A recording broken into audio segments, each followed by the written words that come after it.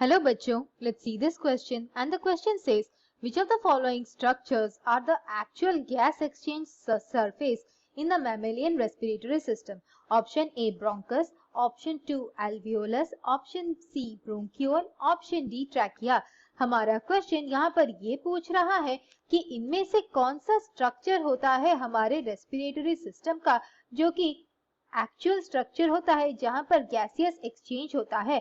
और ऑप्शंस दिए गए हैं, पहला ऑप्शन है ब्रोंकस, दूसरा ऑप्शन है एल्वियोलस, तीसरा ऑप्शन है ब्रोंकियोल और चौथा ऑप्शन है ट्रैकिया। की कॉन्सेप्ट इस क्वेश्चन के लिए ये रहेंगे कि हमारे रेस्पिरेटरी सिस्टम में जो पाथवे रहता है एयर के पास होने का एटमॉस्फेयर से लंग्स तक, वो क्या होता है, यानी कि हमारे बॉडी में रेस्पिरेटरी पाथवे कहां से शुरू होता है और कहां तक जाता है।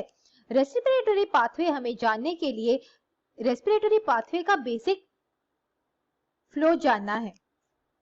पहला स्ट्रक्चर जो कि हमारे रेस्पिरेटरी पाथवे में होता है वो है हमारे नॉस्ट्रिल्स और एक्सटर्नल नॉस्ट्रिल से ये नॉस्ट्रिल्स लीड करते हैं नेजल पैसेज तक और नेजल पैसेज से ये खुलता है हमारे नेजल चैम्बर में। ये नेजल चैम्बर जो होता है वो फिर खुलता है हमारे फैरिंग्स में।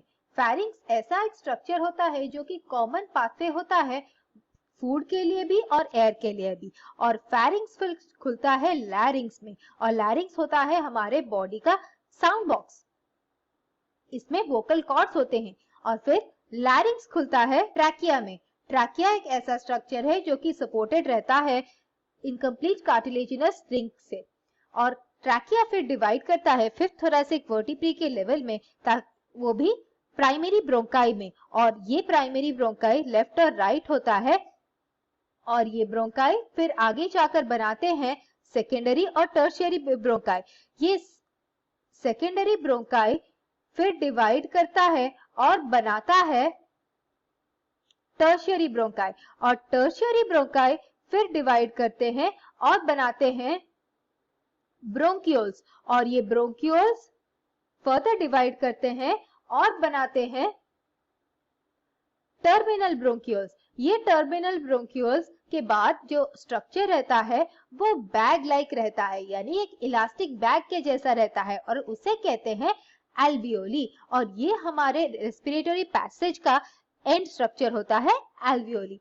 एल्वियोली इलास्टिक होता है, यानी कि एक इलास्टिक बैग के जैसा होता है। ये जब एयर जाता है ये एक्सपैंड करता है और एक्सचेंज में हेल्प करता है।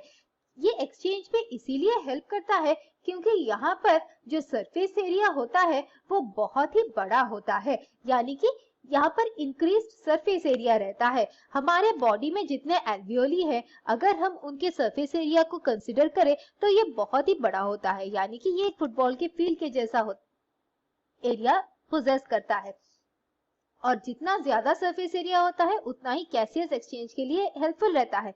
इसीलिए हमारे क्वेश्चन के हिसाब से हमें ये पूछा गया है कि हमारे बॉडी में एक्सचेंज के जो स्ट्रक्चर्स होते हैं वो क्या होते हैं, और एक्सचेंज के स्ट्रक्चर्स होते हैं एल्वियोलस, यानी कि एल्वियोलाई।